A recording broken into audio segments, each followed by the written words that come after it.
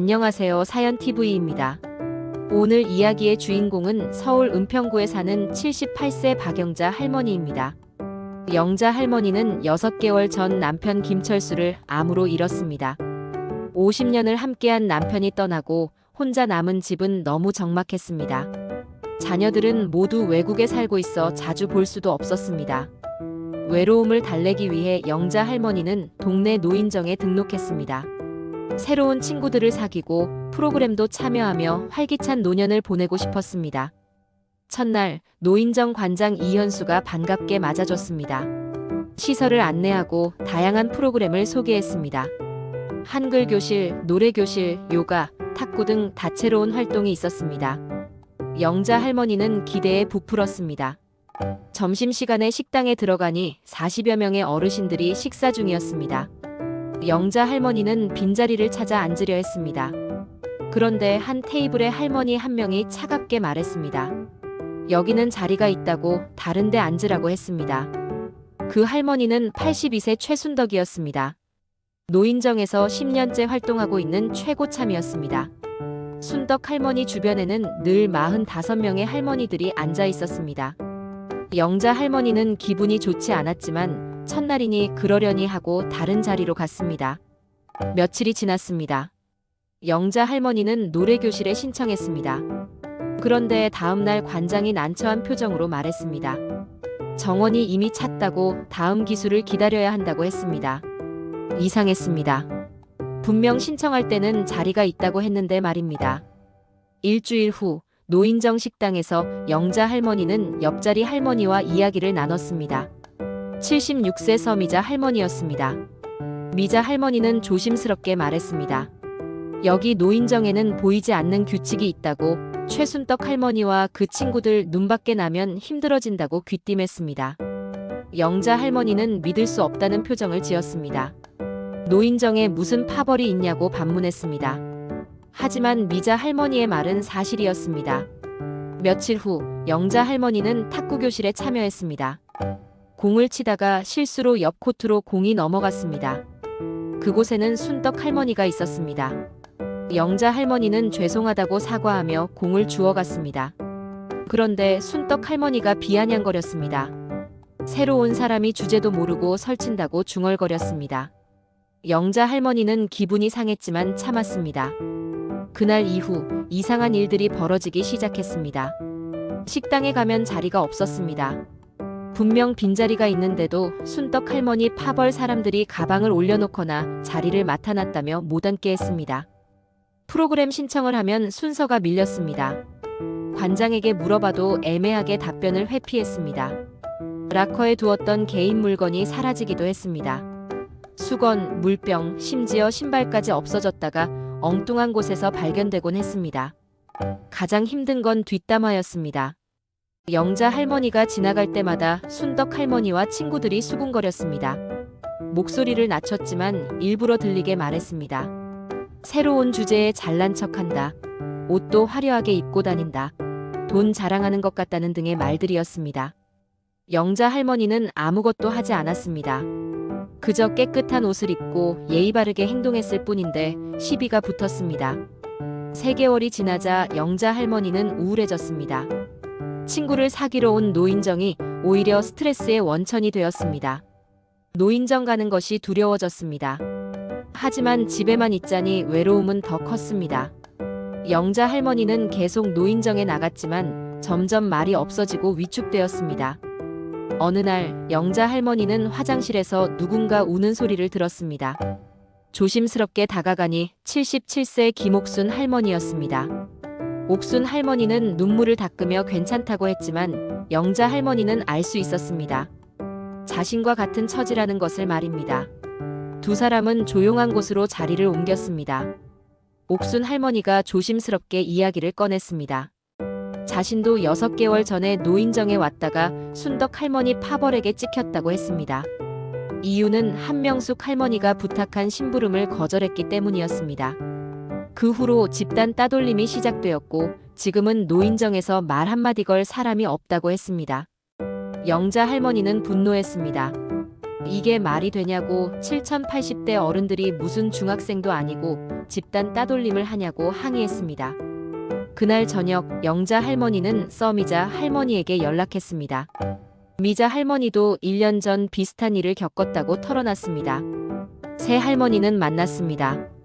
이야기를 나누다 보니 피해자가 자신들뿐만이 아니라는 걸 알았습니다. 지난 5년간 최소 10명 이상이 같은 괴롭힘을 당했습니다. 어떤 사람은 노인정을 그만뒀고 어떤 사람은 영자 할머니처럼 참고 다니고 있었습니다. 영자 할머니는 결심했습니다. 더 이상 당하고만 있을 수 없다고 제대로 맞서기로 했습니다. 먼저 증거를 모으기 시작했습니다. 영자 할머니는 핸드폰 녹음 기능을 켰습니다. 순떡 할머니 파벌이 뒷담화하는 소리, 자리에 못 앉게 하는 장면, 물건을 숨기는 모습까지 몰래 녹음하고 촬영했습니다. 미자 할머니와 옥순 할머니도 각자 증거를 수집했습니다. 3주간 모은 증거는 상당했습니다. 그리고 다른 피해자들을 찾아냈습니다. 과거에 괴롭힘을 당했던 할머니 5명이 더 합류했습니다. 총 8명의 연합이 결성되었습니다. 영자 할머니는 은평구청 복지과에 전화했습니다. 32세 박지민 주무관이 받았습니다. 노인정에서 집단 괴롭힘이 일어나고 있다고 신고했습니다. 처음에 지민 주무관은 반신반의했습니다. 하지만 영자 할머니가 보낸 녹음 파일과 영상을 듣고 보고는 심각성을 깨달았습니다. 다음 날 구청에서 긴급 조사팀이 파견되었습니다. 노인정 관장 이현수도 조사를 받았습니다.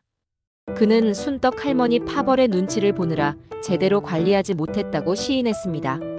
순떡 할머니가 노인정에서 오래 활동했고 영향력이 커서 관장도 어쩔 수 없었다고 변명했습니다. 구청은 노인정 운영위원회를 소집했습니다. 8명의 피해자들이 직접 출석해 증언했습니다. 녹음 파일과 영상도 제출했습니다. 최순떡 할머니와 그 측근들도 불려왔습니다. 증거 앞에서 순떡 할머니는 변명할 수 없었습니다. 처음에는 그냥 장난이었다고, 나쁜 의도가 아니었다고 둘러댔습니다. 하지만 운영위원회는 단호했습니다. 이것은 명백한 집단 괴롭힘이며 노인 학대에 해당한다고 판단했습니다. 최종 결정이 내려졌습니다. 최순떡 할머니는 노인정 출입 1년 정지 처분을 받았습니다. 측근 이금자, 한명숙, 정혜란도 각각 6개월 출입 정지를 받았습니다. 노인정 관장 이현수는 경고 처분과 함께 재발 방지 교육을 의무적으로 받아야 했습니다. 그리고 노인정 운영 규칙이 새로 만들어졌습니다. 집단 괴롭힘, 따돌림, 언어폭력 등이 발견되면 즉시 출입 정지 처분을 내린다는 내용이었습니다. 신고 체계도 강화되었습니다. 순떡 할머니는 마지막으로 노인정에 왔을 때 영자 할머니를 마주쳤습니다. 순떡 할머니는 화가 나서 뭐라고 하려다가 입을 다물었습니다. 이미 자신이 진 게임이었습니다. 영자 할머니는 조용히 말했습니다. 처음부터 친하게 지내려 했는데 왜 그렇게 괴롭혔냐고 물었습니다. 순떡 할머니는 대답하지 못했습니다. 그저 자신이 오래 있었다는 이유로, 힘을 과시하고 싶었다는 이유로 다른 사람을 괴롭힌 것이었습니다. 순떡 할머니가 사라진 노인정은 완전히 달라졌습니다.